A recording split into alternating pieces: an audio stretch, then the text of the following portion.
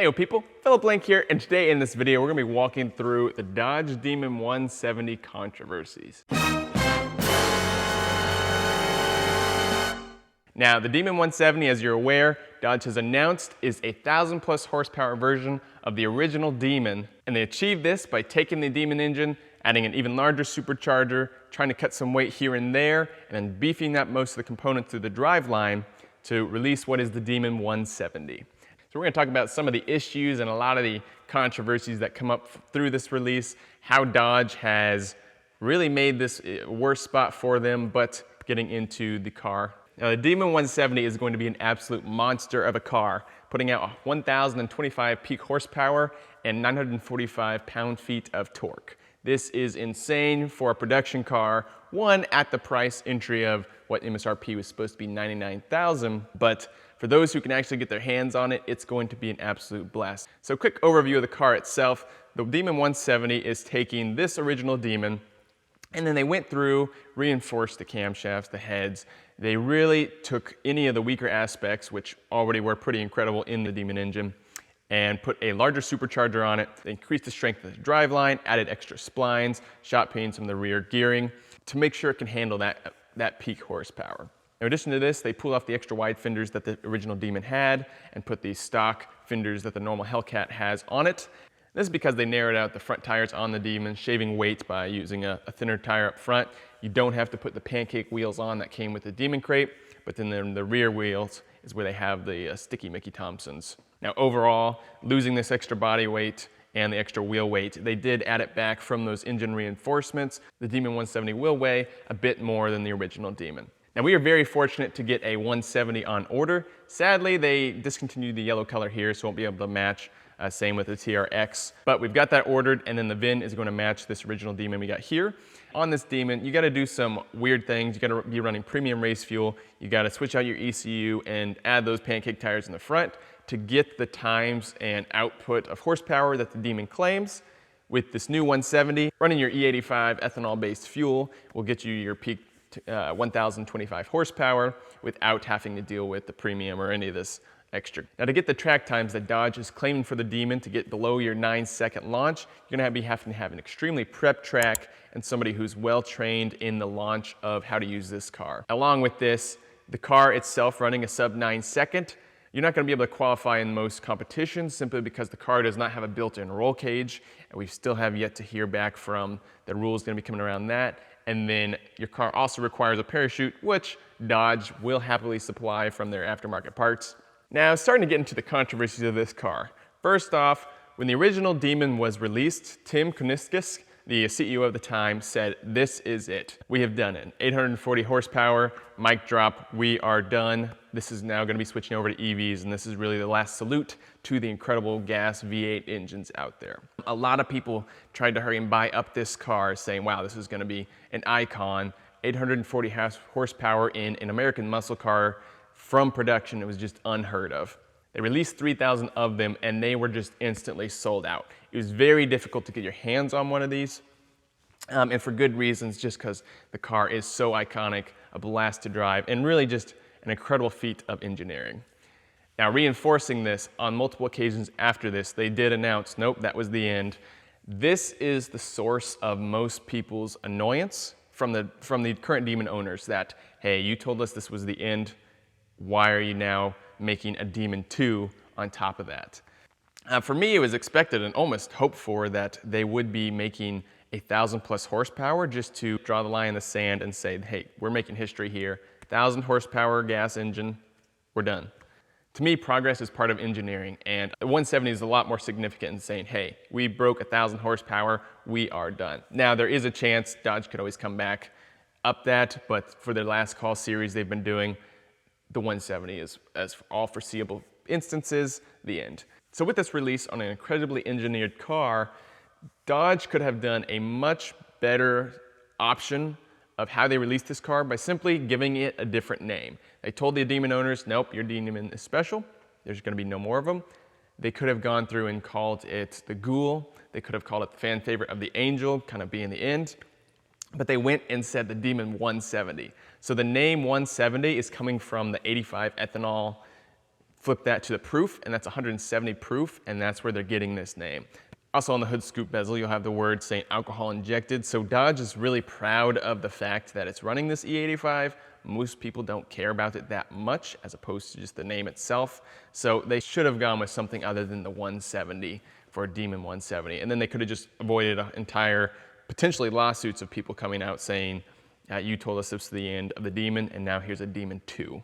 Now, the third controversy, and probably worst of the all, that's leaving a bad taste for everyone, is the dealership difficulties it has been to try and even get a hold of one. First off, they announced they're only going to be making 3,000 of these, similar to what they made here on the original Demon. They'll do an additional 300 in Canada, but that's aside the part.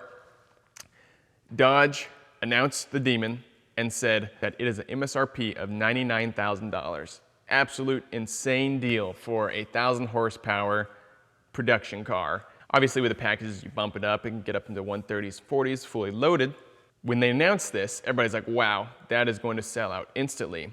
So what Dodge did to try and prevent the markup of these cars, they said whoever gets their order in first and sells it for lower is going to have their car created first. So if you buy it for MSRP, you're going to be early in the line. If you add, say, $20,000, you're going to be after those people.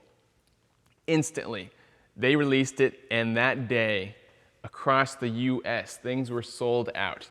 Now, I was looking at every single news article, Reddit, trying to dig up info anywhere on who had them, what they were going for. That day, people were claiming, hey, I got my order in MSRP on the Demon. I saw like 3 or 4 people on the Challenger Reddit claiming this. It's like, wow, great for you. But if you called any dealership, people are like, oh, we got it marked up 25,000, 50,000, 75,000. At the end of that day, there were Demons going $250K over MSRP, $350,000 for this car. When people started hearing what they were going for, it created an extreme turmoil, and we called like 20, 30 different dealerships. Everybody's like, hey, 75,000, now it's yours. Then by the second day, people were saying, okay, 100,000 is the hold, and then we're gonna be holding them and start doing bids on top of that. If you could find anything under 75,000 on that second day, that was considered a steal. I don't think people had any concept of how quickly these things would go. I don't know if Dodge knew it would do this instead of just marking up and saying, hey, 150 flat from the dealership. But the price gouging has left an absolute terrible taste for all the current Demon owners and a lot of the people out there buying them. What this has brought to light is some of the shady dealership motives. I heard one dealership and they were talking about how they had a deposit down. Somebody agreed to pay $50,000 MSRP on that first day. The second day, somebody came in and said, I'll do 125. They returned that guy's deposit and gave it to the second person just because he had that much deeper pockets. And that really has just rubbed so many of these purchasers wrong. Now, there have been some excellent dealerships out there of them letting dealers get them around MSRP or maybe a little bit more. And that is really reassuring that there are good dealers out there not just trying to make a quick buck off of this car, but I am sure that they regret some of it saying, wow, we could have instantly had 100K extra without really question. So thanks to all the good dealers out there selling at MSRP, but Dodge really should have stepped in and tried to have a better system than just saying, oh, if you sell it for a lower price, you get yours built earlier. Now, the built earlier part comes in. Dodge said they will sell 3,000, but they will only make 1 year's worth up until the end of 2023. So if they get to 2,500, anybody who has the last 500 VINs is not going to get their car shipped. I'm assuming they'll get the deposits back from the dealerships, but definitely makes an emphasis on why you'd want to have a lower price MSRP. And last of the things that's also been a huge controversy is they said because they went back on their word and went to all the Demon owners and said, hey, you guys have the last car, and then they come and took that back and built another car. They said, okay, for all the original Demon owners, if you get your slot, you can have the VIN match the VIN of your current Demon. So like this one, we got the pair coming of this car. They'll have matching digits of the final VINs, so they'll kind of be a pair. But when they announced this, a lot of the Demon owners were saying, okay, at least I'll be able to go get my foot in the door and buy the upgraded version of what I currently have. But that concept of getting a VIN match is only if you were able to secure one of the allotments at the dealerships.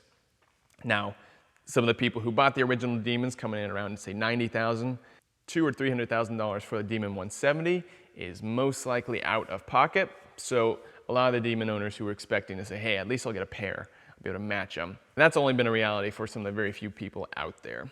Now, overall, I am pretty stoked with the announcement of the 170. I think this Demon is going to be one for the books, just historical. Like in 50 years, we'll say, wow, this gas guzzler of a car putting down 1,000 horsepower. It's just absolute beautiful engineering creation. Every year, things will progress, and that's just how it goes with cars, especially with more special edition or specialty cars being that much more sought after and giving Dodge kind of some incentive to be making the latest and greatest in the drag car before they kind of get out of that market going into the EV style. Now, I know my opinion is definitely differing from a lot of the Demon owners out there, especially those who are not fortunate to get a hold of a 170. That's really a sad day for all those car lovers out there, that so many of these cars are just going to be hoarded, moved around as an asset instead of the incredible car that it is. But to me, the car itself, awesome release from Dodge, but Dodge just did a complete mess up of how they released this. They could have done so many things better to just help smooth it over of the release of this incredible car, but I really think these controversies are going to just taint the history that comes along with this car. So let me know down below on your opinion on the whole controversy, especially if you were a Demon owner and not able to get your hands on a 170. And if you were able to get one, how much you got price gouged for, or if you were one of the fortunate persons to be able to pay MSRP for this incredible car. So thanks for your time. Have a good day. Peace.